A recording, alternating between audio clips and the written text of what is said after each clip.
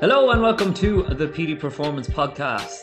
Today's episode of the podcast is a conversation with Stephen Rice, who is a performance coach to pro golfers specifically. That is his niche. He works with a lot of other athletes in other sports as well. And he is a previous competitor in both javelin throwing and long drive. This is a really broad conversation, went in all sorts of avenues, but really specific and a fantastic quality of conversation. But it does come with a disclaimer. I am sorry, but we had some technical difficulties with the recording. The mic was not turned on, unfortunately. Luckily enough, we had the video recording and we could pick up the audio from that, but the audio isn't the best quality that it could be. However, this conversation was so good, I wanted to bring it to you guys anyway, so I hope you do enjoy it. And if you do enjoy it, please like it, share it, and send it. Stephen, welcome to the Petey Performance Podcast. Thanks for having me on. Great to have you on. We're going to have a fantastic and broad conversation, I would say. But first off, how are you today and what's on the agenda for today?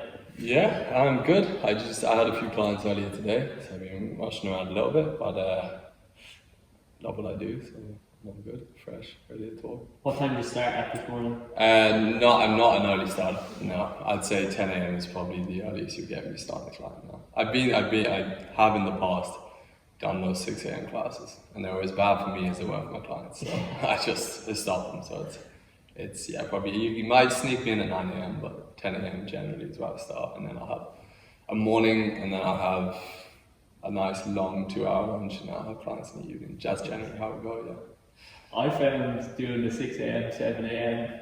I was just a grouch. Yeah. So my coaching was terrible. Yeah. No, I was the exact same. I know it's for some people, I'm sure, but I find it's just my clients you never get the most out of it when they're just woken up, their eyes are tired. And generally that's when I was working in a school, we'd have that for the kids, and they'd be not going to bed till 2 a.m. and then they're waking up at 6 a.m. to a session, and I was someone has to give it this. And you have to have the energy to drive that session as well. You do, but it's hard. They're not recovering enough. They're doing that. They're playing more sports than professional athletes would anyway. They're training more. Going to sleep at 2 a.m, waking up at 6 a.m. It's a recipe for a disaster. So waking up at 6 a.m. for a recovery session. Yeah, exactly. Yeah. But what were you working on today with the clients? Were they general PT or the S&C? They were golf today. So golf specific, it's obviously in season for some of them. So for the pros, it's just check up. There's 15 minutes at the start of every session is just to check up, make sure everything, in the same way they would with their swing, they check everything is right. Look in the mirrors, check, use loads of training aids. I'm just looking at how their body's performing. I'd measure some things, sometimes maybe some jumps, and see, because so for one guy just had he won't compete again until this Friday. He's competing in pro-ams, so it's just I get that little opportunity to have a week to recover, so he can do a bit of sort of pushing himself, speed work, and then I know he can take 4 days generally to recover.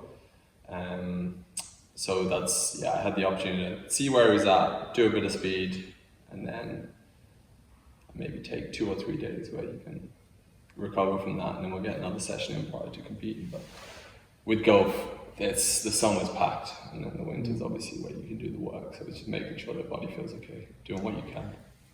So in terms of frequency then of sessions, is it highly individual? It's just everything's highly individual with golf.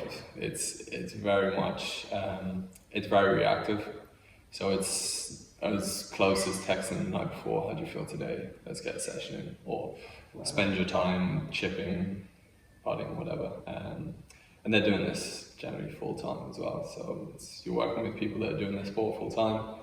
You can be a bit more reactive, but there's an underlying plan, but we veer off that very often, I would say.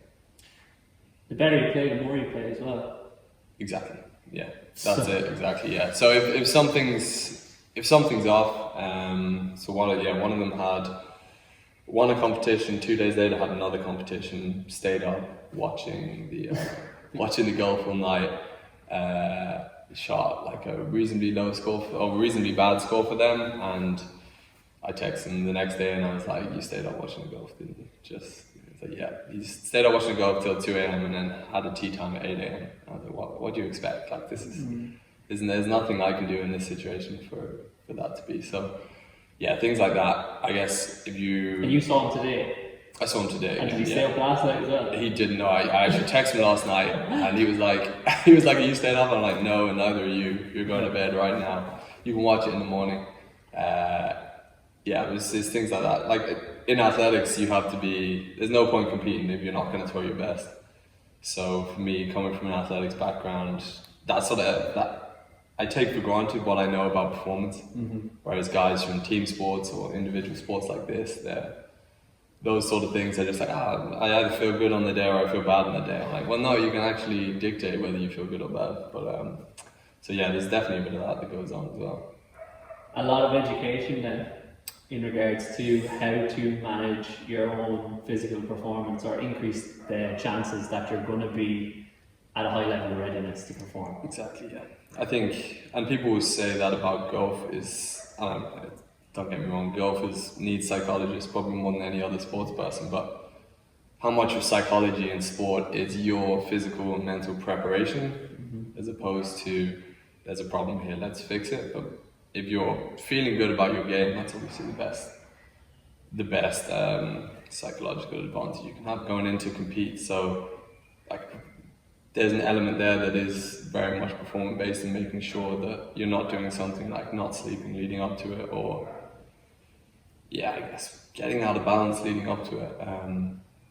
But obviously psychology then comes in because there's so many different elements of golf. But being confidently prepped going into competition is so important as often as you can. Because what they'll say is, for golfers, a lot of the time that don't work with a team, you have the full winter to prep, so you'll be really confident going in to start off, and then you have this sort of performance peak where the first two competitions you're hitting the ball great, and then you're like, where can I get more out of my game? But there's nowhere to go. So what I guess performance coaching does is it's sort of this underlying line that's slightly improving you all the time. So they always have something, okay, my body feels good though, so I can hit the ball further, so it's just adding another line that can keep them feeling confident moving forward. And I think that's a really important role as a performance coach. It'll increase your tolerance as well for volume of training. Yeah. There's obviously all that side of things. Yeah, but in terms of just a mental approach, having something you can go back to where you're like, I feel like I still have energy, or I feel like my performance is improving because I'm getting faster at the same time. And golf is the most measurable sport in the world. Where they lack in maybe in their understanding of performance or S&C, they have in just down to the yard. Literally, everything is completely analysed, and so they've definitely increased their awareness of the technological awareness of what's going on with their swing as opposed to what's going on with their body and how can we, so. It's interesting in that, like, the players as well and the athletes take such ownership of their own statistics and their own game and where they're doing well and where they need to improve through the use of tracking measures. And maybe it's something that other athletes in other sports should be doing a little bit more of, because from my experience, a lot of the time other athletes put in a GPS for team sports, for example, and then they're just like, okay, turn it on, turn it off, wait for the performance staff to tell me what that means. I haven't a clue what high-speed running is. I don't know what a deceleration is or what constitutes that. Whereas the golfers want to know every detail and they want to know absolutely what everything means. And maybe it's because it's an individual sport, I don't know, but it seems like that could be something that would benefit other athletes. And there's probably two sides of the spectrum in every sport. Like, you probably know some athletes in athletics that are very detail orientated, and then others that just show up, train, get out of there, and then show up, perform, get out of there. Yeah, well, yeah, exactly that. I would say, yeah, because you can get in your own way. I know guys that are super into the numbers, really technical. If something's bad, that'll affect their performance. They're not going to play well.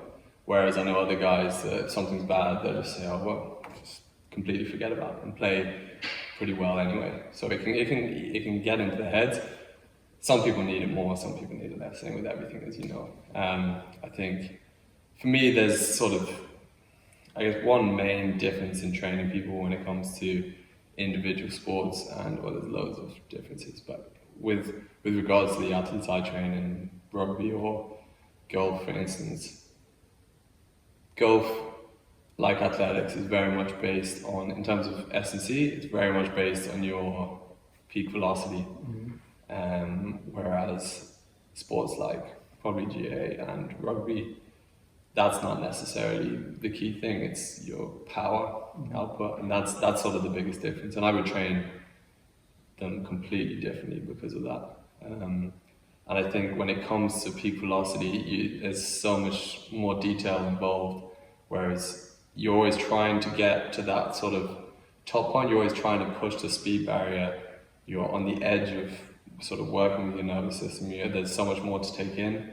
You're not just increasing your overall power over time, you're trying to find pockets of time where you can really push the nervous system to increase the speed. I think when you have that going on, it gets a lot more technical. And that's what I think is the difference between athletics being so much more technical, and you probably don't need to be as technical in other sports as you do. Yeah, it's different if you're finding someone that wants to be a professional rugby player but they're not fast enough. You're saying maybe I need to increase his speed and take them away from sort of playing their sport, focus a bit more on the technical side of things, increase their overall speed, and then put them back into that environment.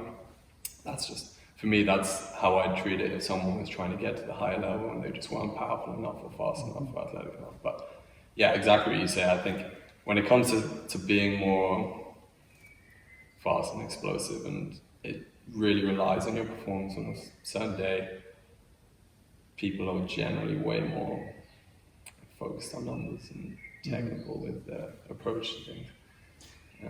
In relation to the golf then, you've touched on there with team sports, giving them what they're not getting from their team sport.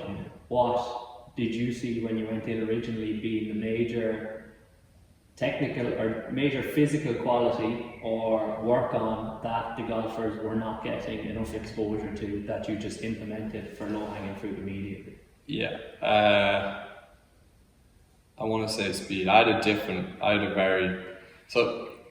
I always loved golf, but I never really played golf until I started playing golf really last January. And before that, I'd go out on a golf course maybe once every 2 or 3 years and just hit balls. Probably played off about 30 something, and that was just how I was playing.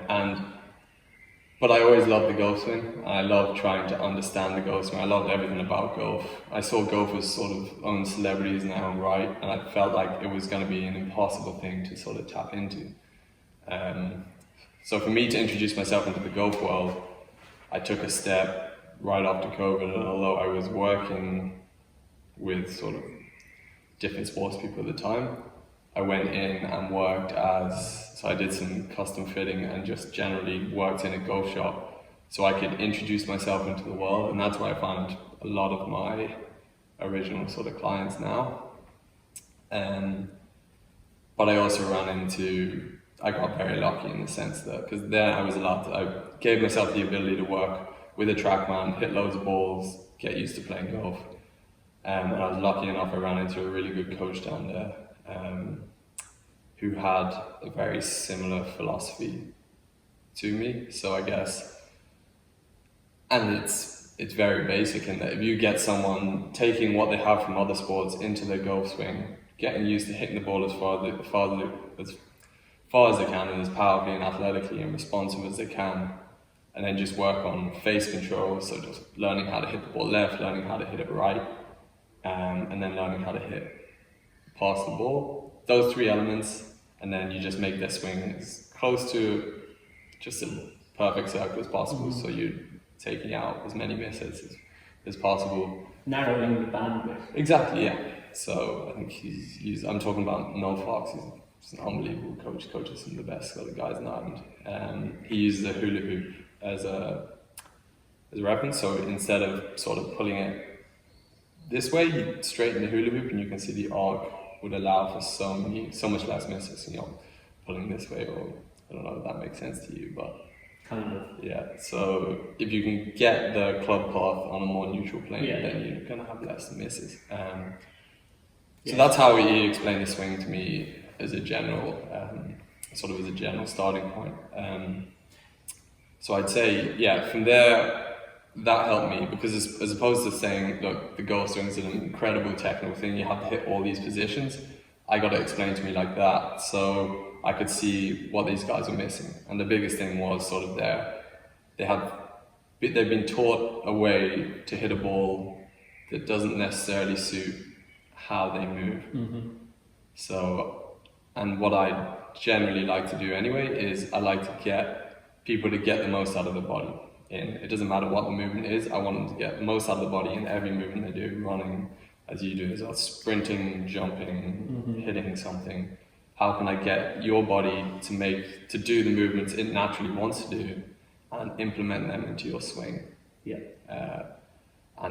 And that way, when you're doing that, you can push the higher end of speed then, because before you can't, because you're doing positions that you've been forced into to be repetitive and because other people do them. But if we can get you doing what you do naturally, then we can then start looking at pushing the higher end of speed, because you're able to produce more force and you're able to push the nervous system. And then if we can implement that, then and you know how important speed is now in the game of golf. So that was the big thing overall. That's sort of a long way of explaining speed is generally what was missing for a lot of these guys. So then in relation to that, like, what I'm thinking, obviously it's peak velocity, but the correlation there between what the two things we're talking about is obviously rate of force development and how quickly they can produce force, or how quickly they can get to that peak. Is it a lot of opposite sides of the spectrum of moving very heavy loads and also then moving very light loads fast? Yes, so I guess you go on another big That's the physical side of it now. Yeah, exactly. I know you're talking technical as well, but in terms of the physical performance standpoint. For the most part, I would look at the physical side of things. So if you are, now I'll explain this in sort of as basic terms, you'll understand what I mean, but I like to do a lot of, when I'm looking at just increasing your force, I'm looking at just moving weight faster, quicker. When I'm looking at peak velocity, I'm looking at what can we have as sort of, we need to get that, so I guess ignite the reaction faster, and how do we do that? And for me, I look at it as, if I'm looking for anyone to get peak velocity, I want to, I guess, elongate the muscle, reduce the amount of concentric, sort of slow concentric contractions you're going to have at any point. Certainly people would do this throughout the year, closer to compete in athletics. But I say for sports, there is no harm in doing that throughout the whole year. So I would limit any sort of time where one of my sports people is doing a heavy concentric movement. So most things I do, apart from fast concentrics, would just be overloaded eccentrics, or just depending on the situation, depending on how much time they have to recover, or just eccentrics in general. Because I'm looking at, obviously it's impossible to measure, but I'm thinking about the pronation angle the whole time of their muscle, and how is what we're doing going to affect that? How can I keep that muscle as long as possible so we can work with the end ranges? So if we're keeping the muscle long as possible, keeping the tendons then healthy, then we can find a lot more torque. Because obviously people would try to, the more you, and I'm not gonna, it's hard without drawing a diagram, I can't explain how the pronation angle works in terms of shortening a muscle to grow the size of it, and to increase the force the muscle can produce without increasing the force that the body can produce by creating torque in tendons and ligaments and everywhere that real speed is created. Yeah. So that's what I try to do. I try to push them through overload the eccentric movements so we can load the tendons, ligaments, keep the muscles as long as possible. Yeah. And I find that doesn't have as much of an effect when we're lifting weights on the fiber type as well. So you can keep your fiber type fast, because a lot of the time people do concentric stuff. That will slow the muscle down, reduce the pronation angle, slow the muscle down, and that's actually a harder thing to recover from, because you get some of the shop builders lifting weights and then taking a year off the weight room completely and just doing throws. So a full year off the weight room for people that are generally in a sport that's focused on lifting weights, just so they can revert to when they felt, or when their fiber types were as fast as possible. They obviously continue jumping and throwing and stuff like that, but that's just another form of eccentric movements. So yeah, that's a lot of information. No, but it's interesting. It's a lot of it sounds like a heavy emphasis on extension and expansion, because that's where you're preempting the force you're about to generate, if you get me. Yeah. If you understand where I'm going with that, before the compression, whereas potentially the mistake that has been made in the past is focusing solely on the compression, the concentric force produced, which is obviously high energy cost and potentially could in time, rather than say pronation angle, which maybe some athletes listening to this might say, what are you talking about? Reduce your range of motion, which therefore in time, like with a golf swing, that anybody knows, when you're trying to keep a shot low and not hit it very far, you're going to shorten your range of motion going into the backswing. Yeah. Well, exactly that. And that's better explained than how I was putting it. But exactly that. I guess, creating torque, because some people, they want to feel that they're sort of at the end of range before they can get into a swing, and it's look, people are, every athlete's different. Some people are obviously way more dependent on sort of that stretch reflex, and there's an element of my training that is trying to get everyone to that point. What I find is people that are more hip dominant tend to go more that way. They tend to want to hit end ranges. Now I don't know exactly why that is, whereas people that are more knee dominant will be more comfortable sort of in concentric movements and producing power. But the way I look at it, I'm not looking at, say, on the PGA Tour, 125 mile per hour clubhead speed. That's fast.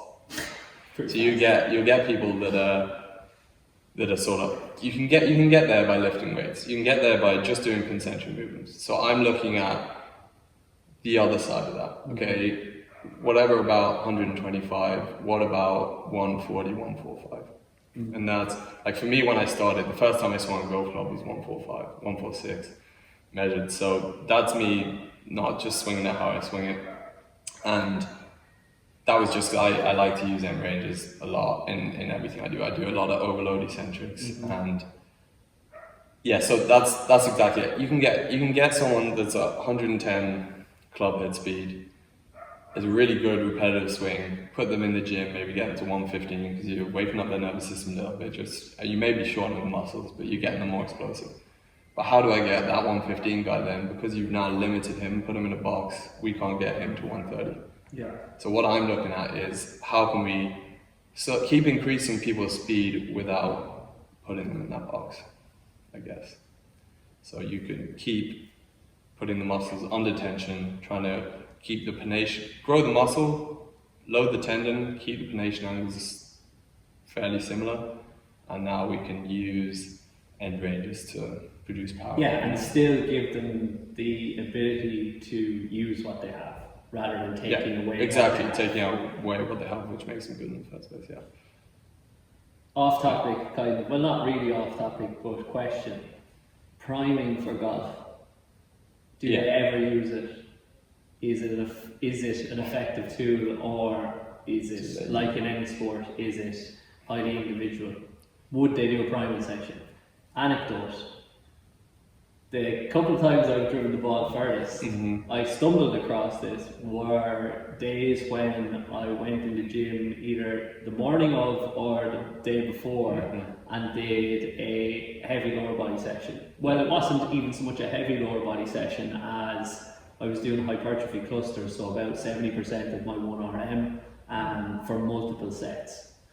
Went out absolutely smoking the thing, and like the first time it happened, I was like, I don't know what's happening here. Then in hindsight, I'm like, I think it was quite a lot of volume, but I think that was a primary section, and my nervous system's just fired up. So I want to know: are golfers employing this tactic, or is it probably a thing that might be hard to change, given that they're so process orientated that they have their routine coming into competition, they don't want to change it? Yeah, good question. A bit of both. For me, yes, massive. And exactly as you say, you don't have to get too technical with it. If you're going to do, it doesn't matter what you do too much prior to or the day before. If you're in the gym, if you're making your body work, putting it in a stressful position, you're going to wake the nervous system up. If you feel really good the day before a competition, it may be reckless to do, or the day before you're pushing for speed, it may be reckless to do something because you're going to do it well, you're going to do it powerfully, and the next day it's going to have more an effect. If you feel tired, sluggish the day before, it doesn't matter what session you do, you're almost lubricating your body and it's going to feel better the next day. I find you can do a CrossFit session the morning of, and in the evening you'll be absolutely smashing the ball just because your nervous system feels nice in a way. For me, it's tracking when the nervous system is going to be fresh, and it's actually awesome the way you can track it, because I'll get one of my clients, Richie, to if I hit his nervous system, then, because obviously if he was trying to push ball speed, the next day, for the next 3 days, 4 days, I'll say, you can go out there and try to hit balls as hard as you can. You're not going to get over 166 ball speed. But if you sort of rest or train through that period, we'll look at the following week, your nervous system's going to recover. It takes a lot longer for the nervous system to recover because they're not used to training at the lows that most people do. So I give him a week after a hard session. And that's going to be sort of your PB week, because if your nervous system's that damaged where you can't produce speed, then you're probably looking at being the most powerful you've ever been the week after.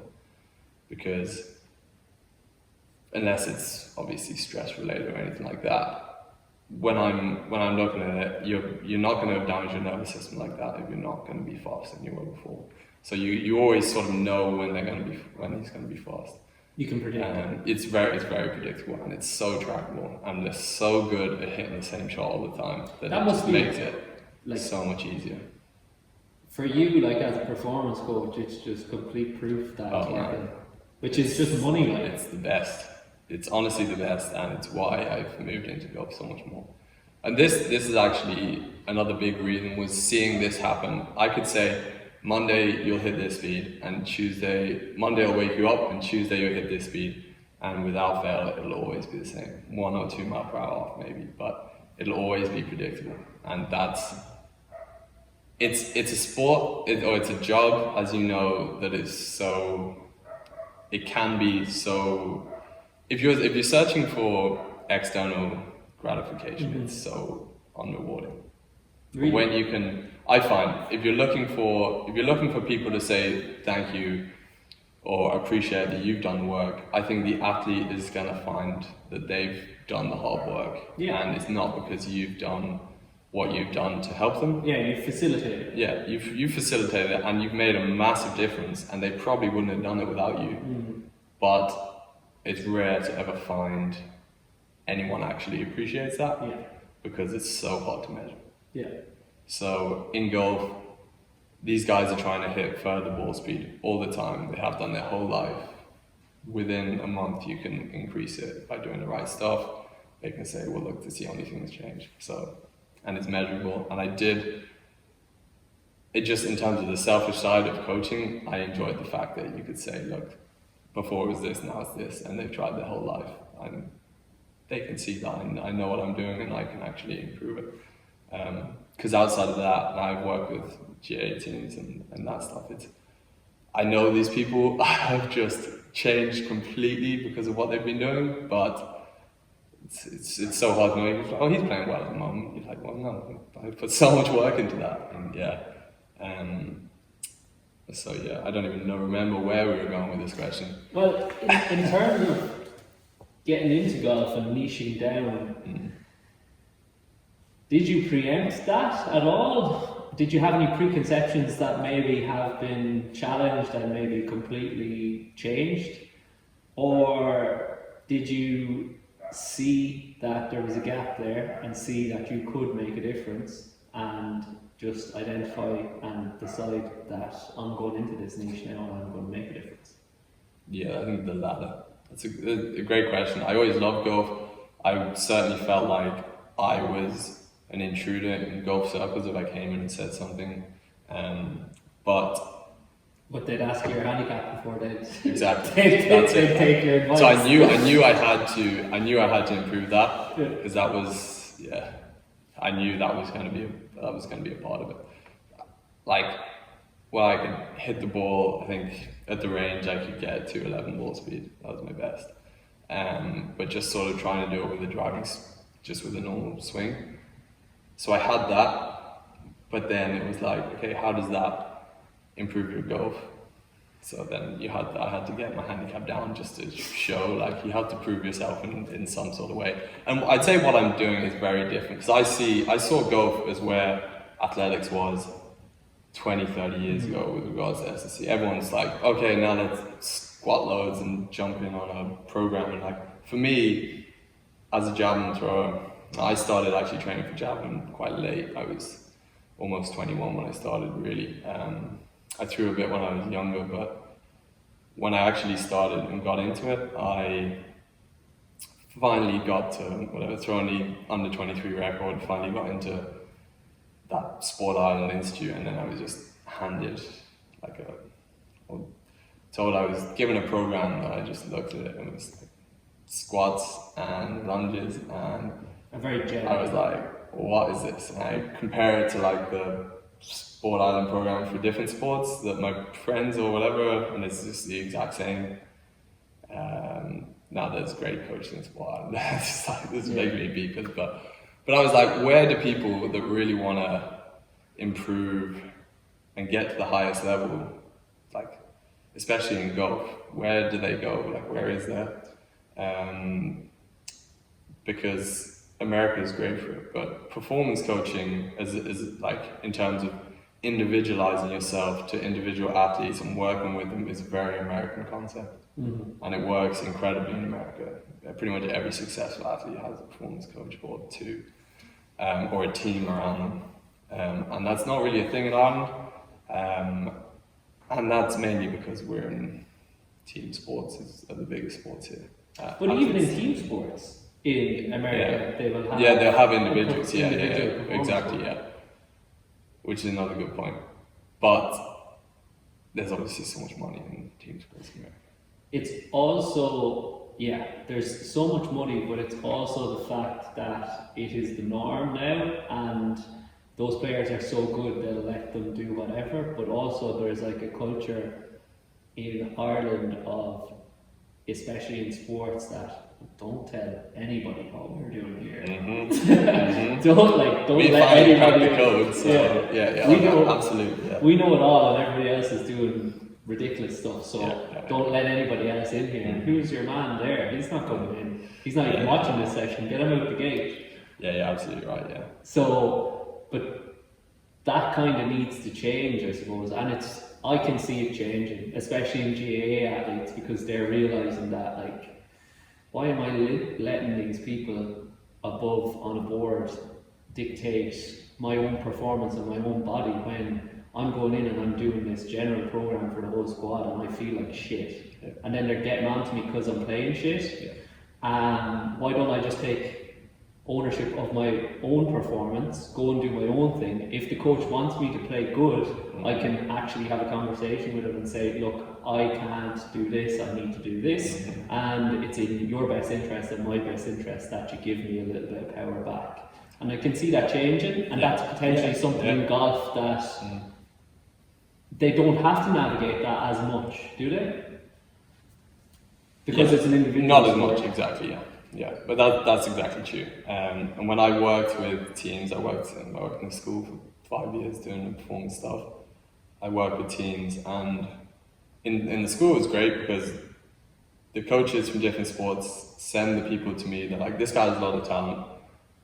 Go to you, just train for 6 weeks or whatever with you, and then sort of put them back in the environment, which was great. It sort of worked. But when I worked with teams, then it got to the point where there was an S&C coach and I was a performance coach, and both times they let go of the S&C coach. Like, why don't you just do all the gym stuff?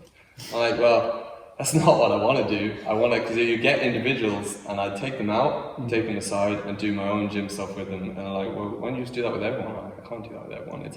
You're trying to stay on top of one person, another person, and by the end of the year, 5 people that ask you the most questions have improved lots, and everyone else is sort of hanging behind, and as a team it doesn't make sense. So maybe, and that's the reason I moved away from team sports. Yeah, that's definitely the reason I moved away from team sports. You can make a massive difference. You can make a huge difference in certain people's lives, but I find it so hard to make the difference for the whole team, because I'd be like, this guy could be so much better, let's focus on him, he's one of the better players on the team, this could make a difference. And then let's see another guy and he has loads of problems, and the things that we're doing in the S&C were just making it worse. It's diluting your attention and the impact that you're making, because you have such a wide range of athletes. Yeah. Which is why it's a lot easier when you're part of an effective team, I suppose, of coaches that you trust and that trust you. Yeah. But it's very hard to come by. Very hard to come by. Well, that's exactly it. Did you see a similar thing in athletics when you were training yourself, in that, like, there was one coach trying to cover all of these sports and all of these people on a team, so then it's okay, we'll throw a general program that will kind of cover all bases for everybody, but it's not going to optimally develop more than maybe 1 or 2 of them. I'm putting you on the hot seat here. Yeah. But it's through no fault of their own. They just don't have the time, or they don't have the resources to put in an individualized program into everybody.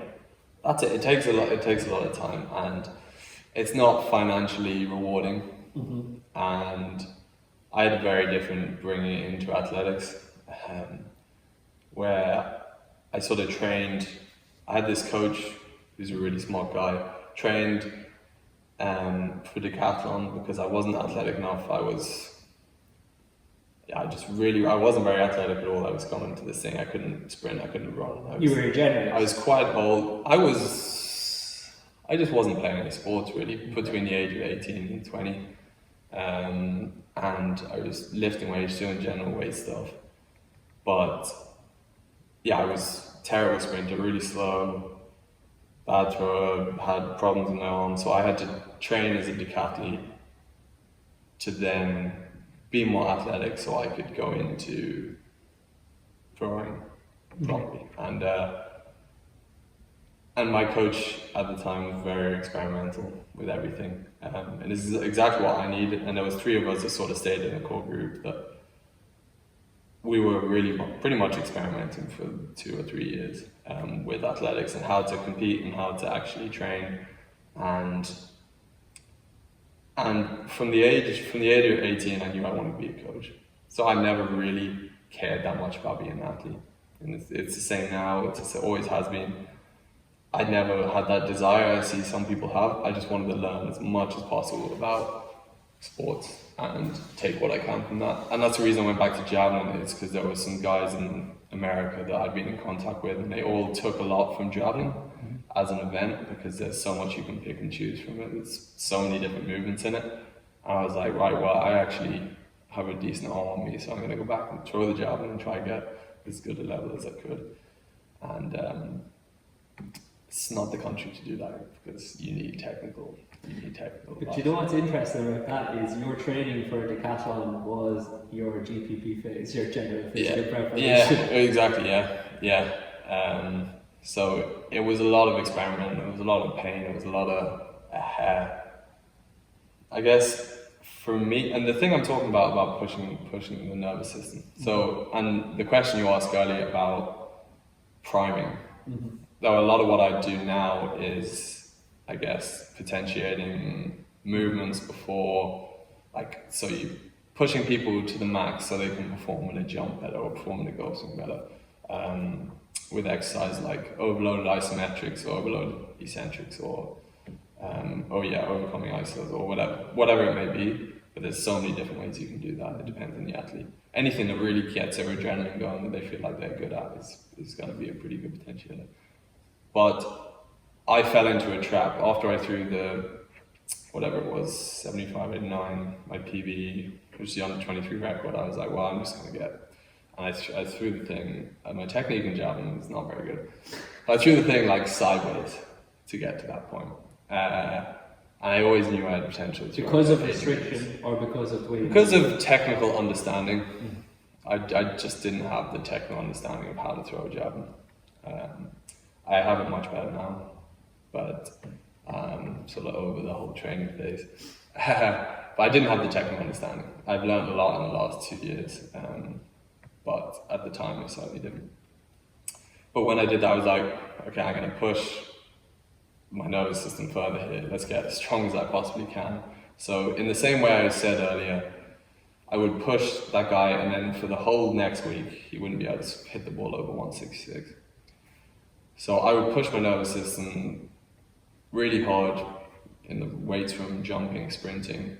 But then instead of allowing myself to recover for the next week, I just put myself in like another overload situation where when you're overcoming something, when the weight's too heavy for you and it's forcing you down and there's nothing you can do about it, it's more of a fight or flight.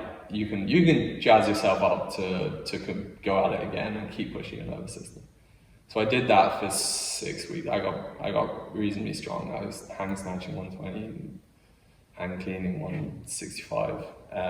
Just for pushing out, I was jumping much further. I was sprinting. I got pretty strong, and then just crashed for a year and a half. And I can't stress. At this point, I was just like, I'm never letting when I have kids, I'm never letting them go anywhere near athletics or anywhere, because this is just dangerous stuff. Too much cumulative stress. Yeah, exactly. Yeah. From everywhere. From everywhere. Yeah. Emotional, physical, mental, the whole lot.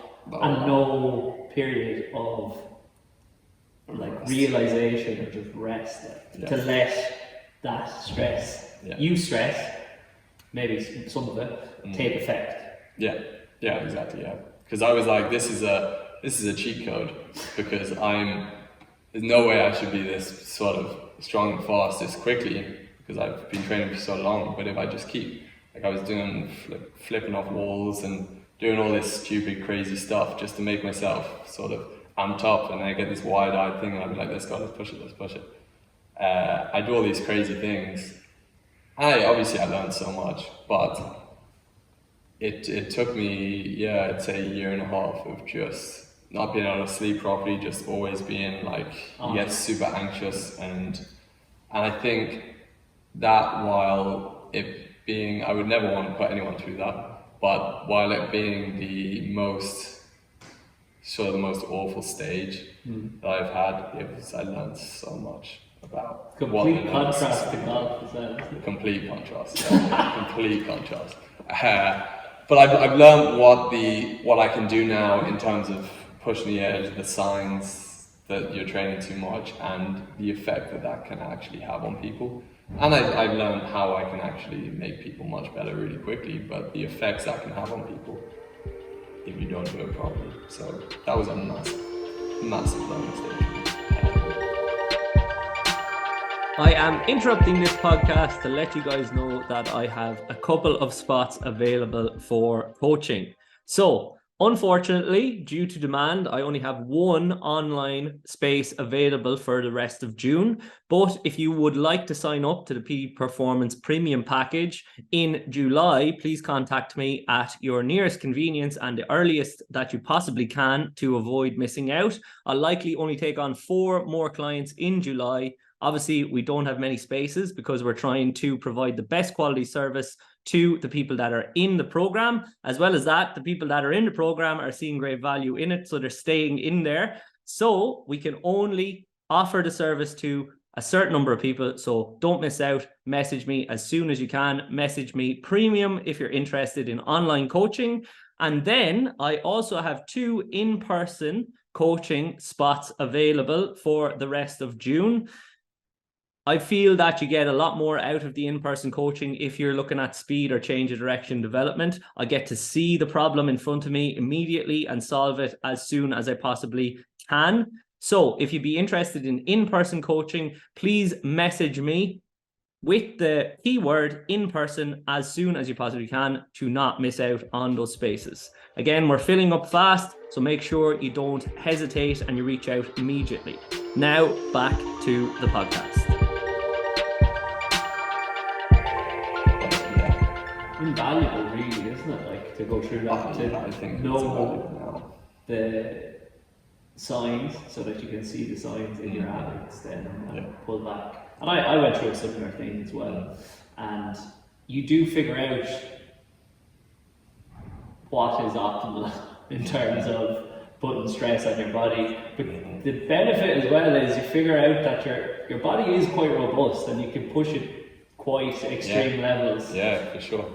And that's why I think sometimes when you're working with athletes that don't understand how robust their body is, it can be hard to coax them into doing the things you want them to do, that you know they're capable of. But the confidence behind you knowing that they're going to be fine actually leads to confidence in themselves. Sometimes that leads to them being capable of pushing themselves on a little bit more, which is also invaluable.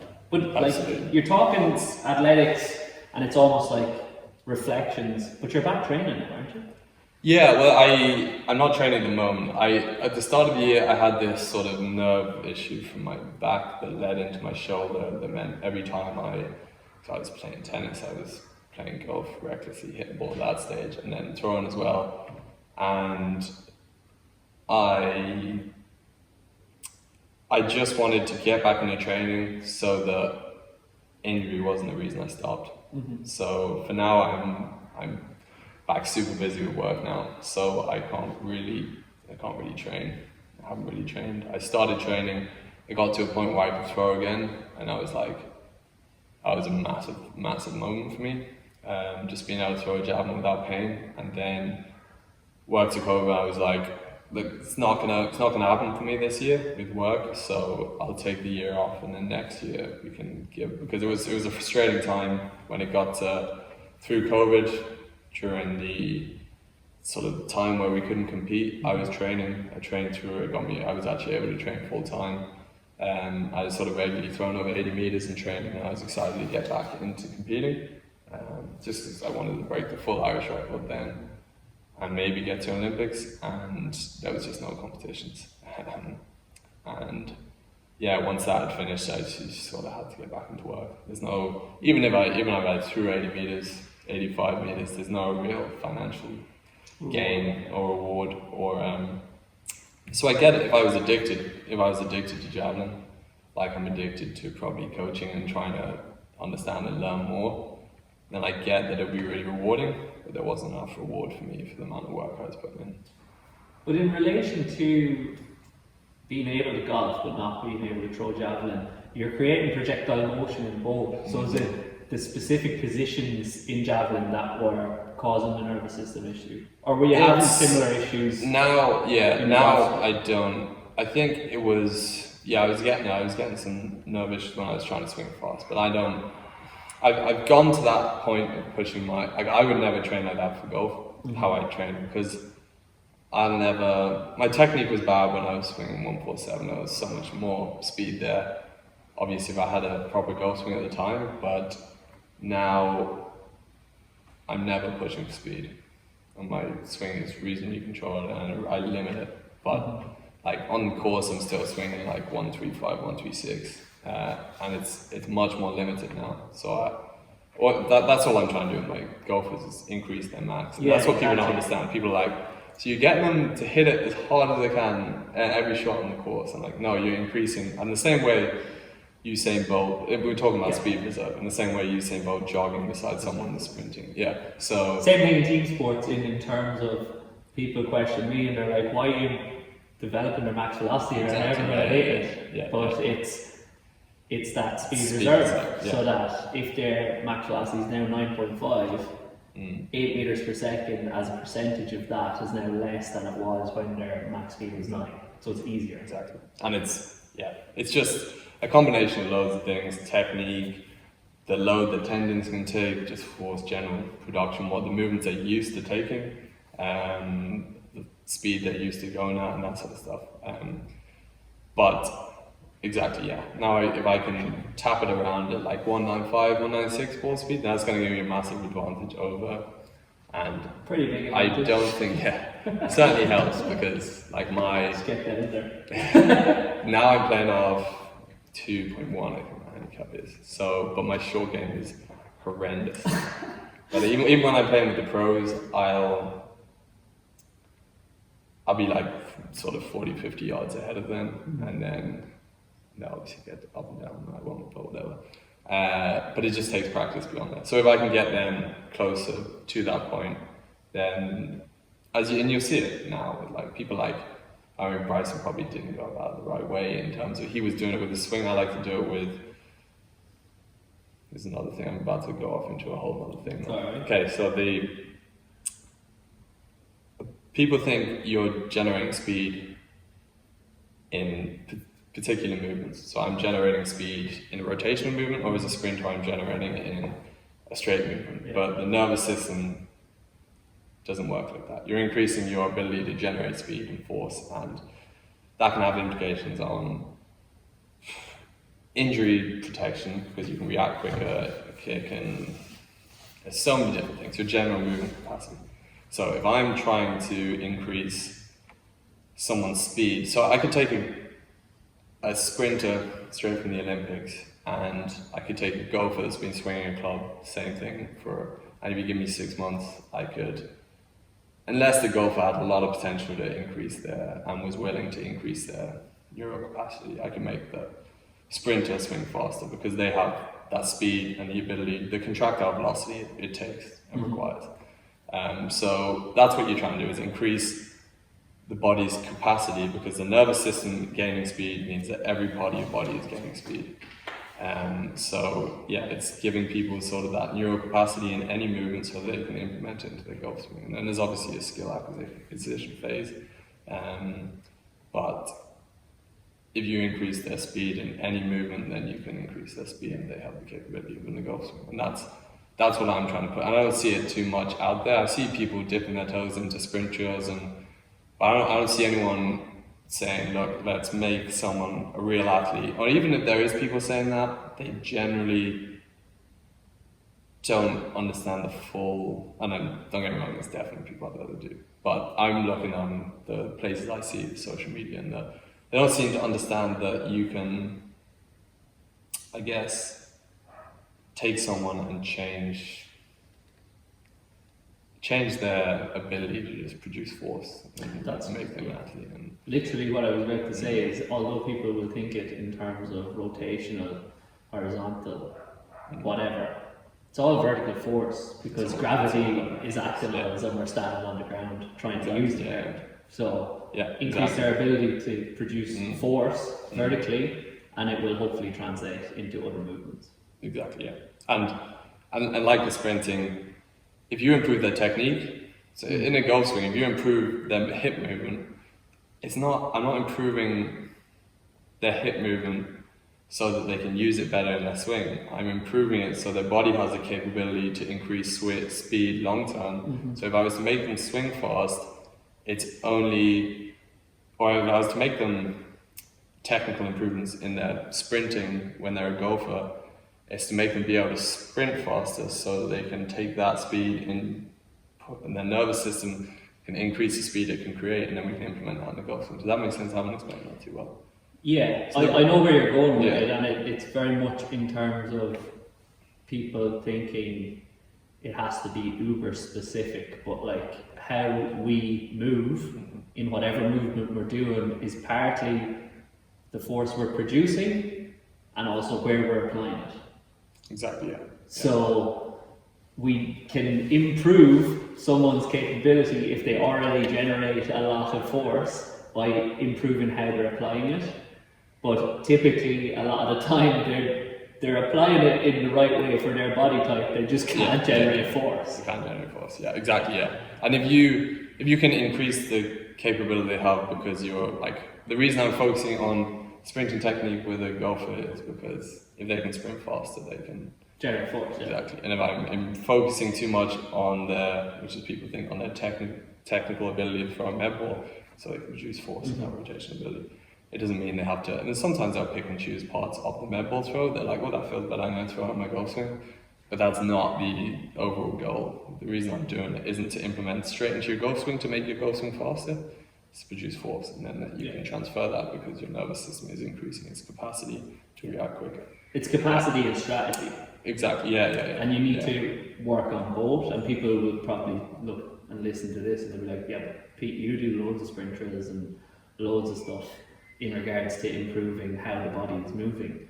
And yes, that is the strategy, and that is because in team sports, and probably one of the reasons you got out, the number one thing you need to do is keep the athletes on the field. Yeah. So therefore, sometimes in season it's not the time to be improving capacity, it's the time to be trying to optimize strategy. But there is merit in doing both, and you have to do both. You can't go too far down the rabbit hole of all strategy. Yeah.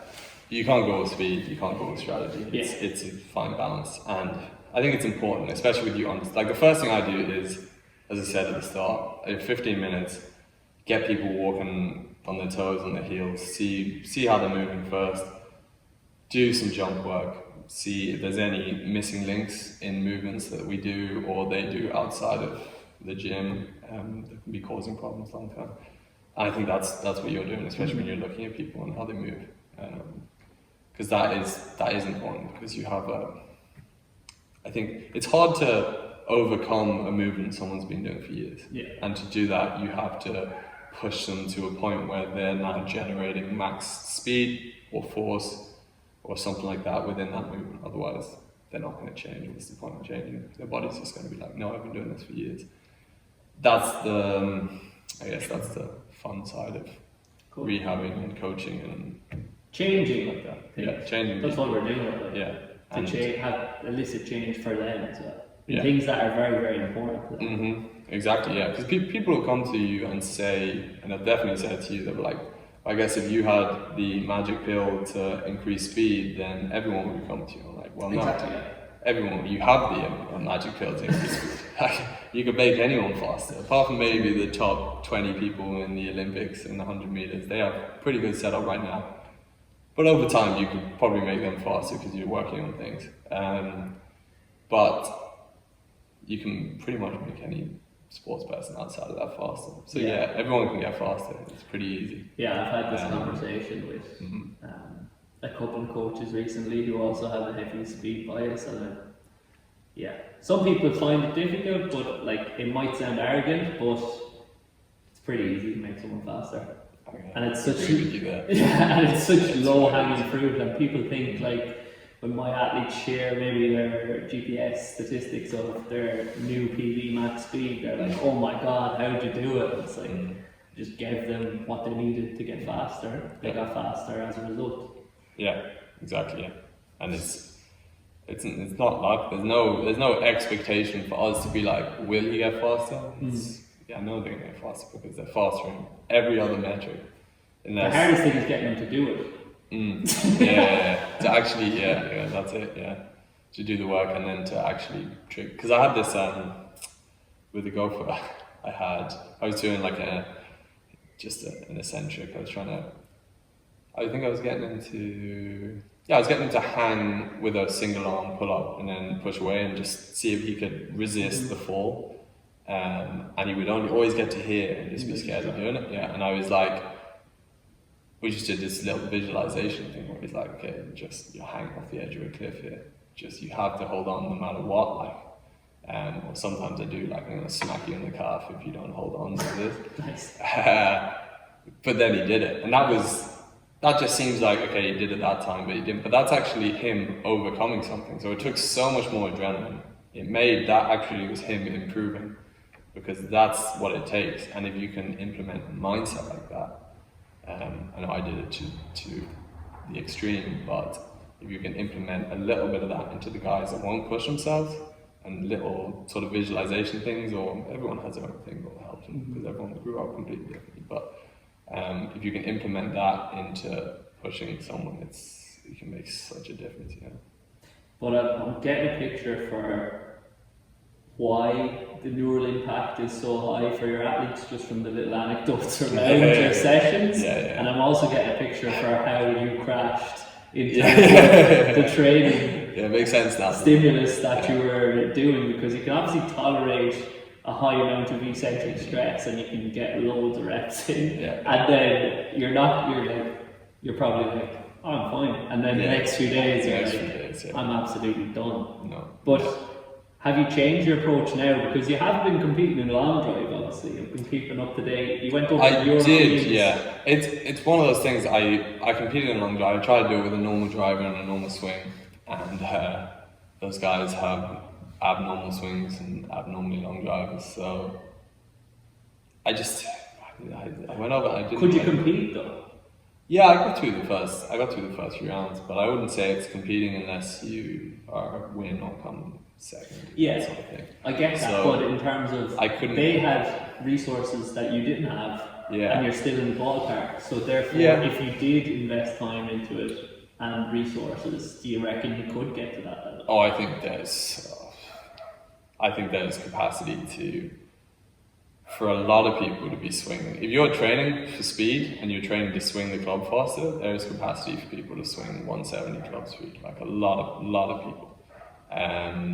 I think me included, I could get there. I mean, I started off, like, I think my best now is 148, but I started off fast when I was training for javelin, and then when I stopped training for javelin, I just dropped. But now it's like, if I'm swinging fast, it's 143, and if I'm swinging on the course, it's 135. And that's from the first swing, and I never had to get to that. I just, like, I can feel it, and that's the speed. So if I was pushing myself again, I think there's capacity for 170 beyond club head speed. And do you have any interest? No, I have absolutely no interest. No, it was just an experiment. It was an experiment, and it was a useful one, and it was a way of getting into a sport that I was really bad at. Because I was like, how am I going to convince these golfers when I'm so bad at golf to listen to me talk about?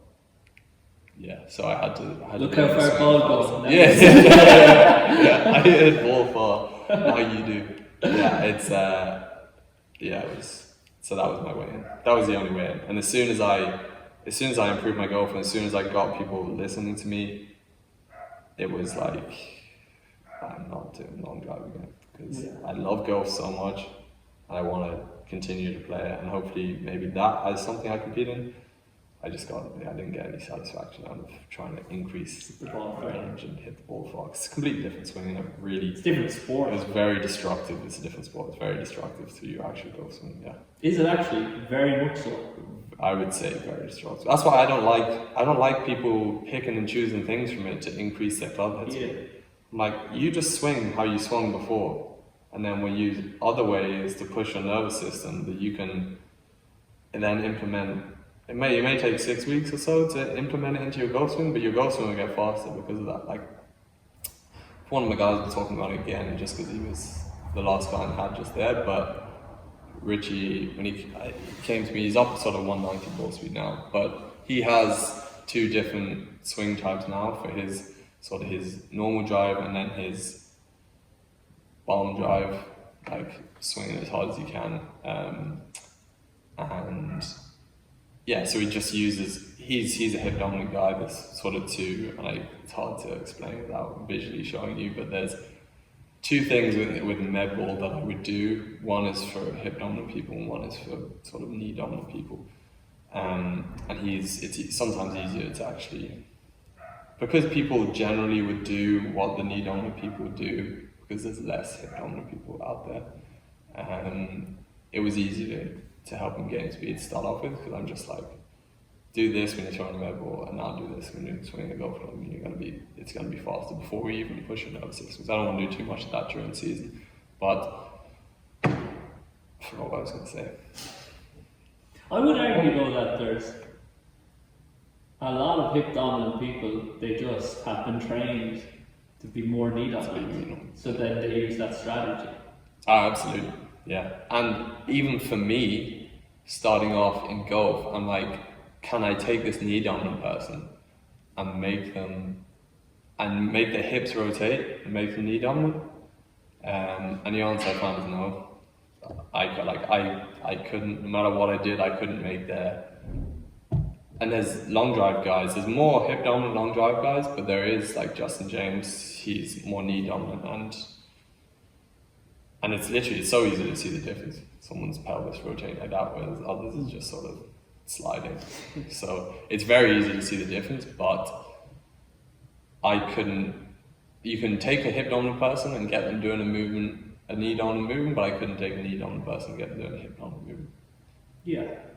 Well, when we say knee dominant and hip dominant as well, important for everybody listening. Like, we're generalizing here, but whenever you hear me talk about people biased more towards compression, expansion, flexion, extension, ground-based or an air-based strategy for sprinting, it's similar things that we're talking about. So we're categorizing our athletes to give them a more effective stimulus in their training, because what one person needs is not what another person needs, and this is very much what we've been talking about through the whole conversation. But it's not that one person or one strategy for training in terms of a hip dominant person is correct, or one strategy for training for somebody that is more knee dominant is correct. It's looking at the person in front of you and identifying what they need and giving them what they need, which will be different within those categories, but they will be more similar to the other people in that category. Sorry, just wanted to clarify it. You're very good at explaining things. I should bring you around with me. Yeah, that's very well put. But for you then, would you say that you are definitely more hip dominant, and is that something that helps you in a lot of sports and then doesn't help you in other ones? Yeah, I think you're. Well, it didn't help me in cycling and maybe long distance running, but maybe that's why I find it easier to make hip dominant people faster, quicker. Doesn't mean I enjoy I like making knee dominant people more. Making knee dominant people faster as well. It's just different, and I know that there's things I can get out of someone's more, I guess. And I find, and people would argue this, but I find, because it's very different in javelin, but when it comes to golf, hip dominant people use more rotation, whereas in cricket or javelin it might be the opposite, where knee dominant people use more rotation. And that's, I guess, a bit more technical, but I guess because your pelvis is rotating more than it would if you're taking in force, if you're taking in movement, your pelvis is going to rotate anyway. So you can use rotation. And a lot of quite dominant people in javelin will rotate their body so they can use momentum. Whereas hip dominant people can get more separation in a static movement. We're getting too technical for what because they're more extended and more expanded, they have access to that. Access to that without using momentum. Exactly. Exactly. So I think maybe just because I'm naturally more hip dominant, I find it easier to. Yeah, because you can feel what the athletes feel. Exactly. Yeah, because I've been through there, and I don't see hip dominance trained too often. True. Like same thing in sprint training as well. It's like, let's train them to get off the floor because all of these GA players are all very compressed and they want to stay on the floor and use a high frequency approach. And then you see a few guys in the team and they're never on the floor. They want to be off it all the time. So you need the opposite. Like. That's exactly it. But in terms of your experience then, what's on the horizon? So what do you see coming in the future in regards to your journey in coaching golfers? So what I want to do right now is take the golfers that I have to the highest level. I want to take the golfers I have now to the highest level, because it may seem like a small element of golf, but no, if you increase someone's speed by 10, 15 miles per hour, you're changing the game for them completely. So that's what I want to do for the time being. Get as many golfers sort of the highest level that I have. And now what I'm doing is I guess to talk about the business I'm starting, and I've mentioned a few things to you,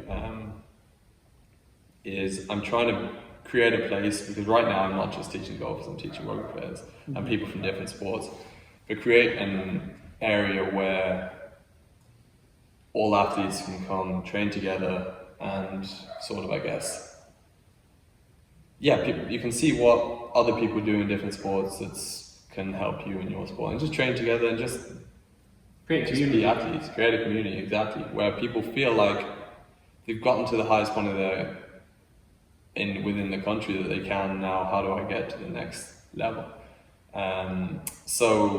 Just a gym with sort of, I guess, the type of equipment I would use, which would be more flywheels and, I guess, that with a heavier focus on eccentric training.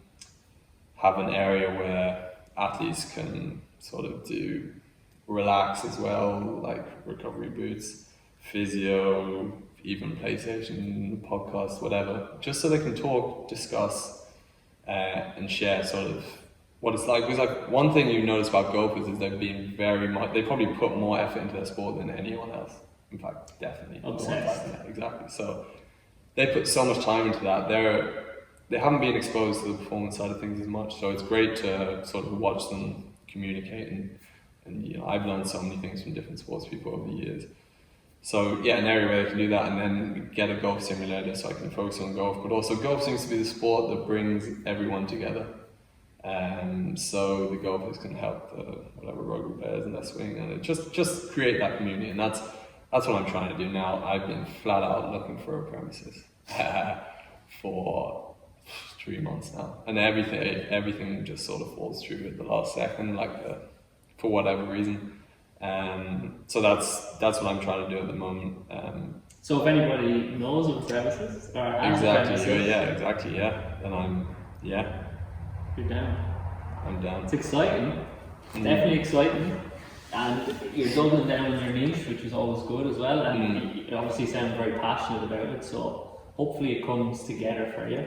We're going to finish with quickfire questions. Cool. First one's proudest achievement to date.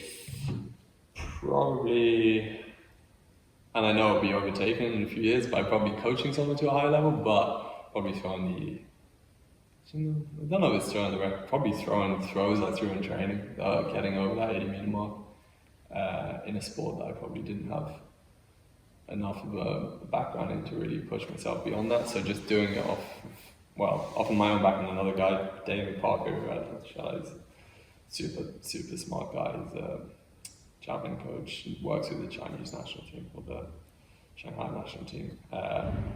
He got me to sort of that level as well, and introduced me to how javelin throw is actually trained. So probably getting to actually throw to that point. Favorite athlete of all time? I'd say probably still Kevin Meyer.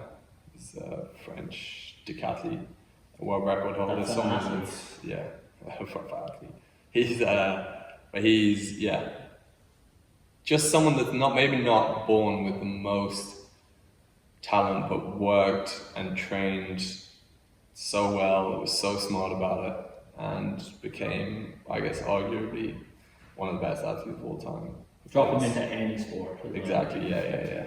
Because he's just trained exactly how anyone should train, and he's just the example of someone that maybe wasn't the most naturally talented, but just trained so well to get himself to the point he got himself to. So he's probably my favourite to look at and to sort of study and see what he's doing. Good choice. What's the biggest thing you've learned in the last 12 months? A lot about probably, yeah. It's gonna be just with working with golfers, what they're really good at. The difference, I say the biggest thing would be how to analyze them originally and see what will work for other people and what won't work for other people. I've gotten better and better at that, and I will continually, hopefully, get better and better at that, so I can do that as quickly as possible. Because at the start, it was very much just this will work for most people, and then it's separated. This won't work for these, and then it's just slowly separated into more and more sections. Obviously, hip and knee done was the big one, but then there's so many things beyond that either work or don't, and I'm just learning in terms of that. That's what I'm learning the most about. What would you tell your 18-year-old self?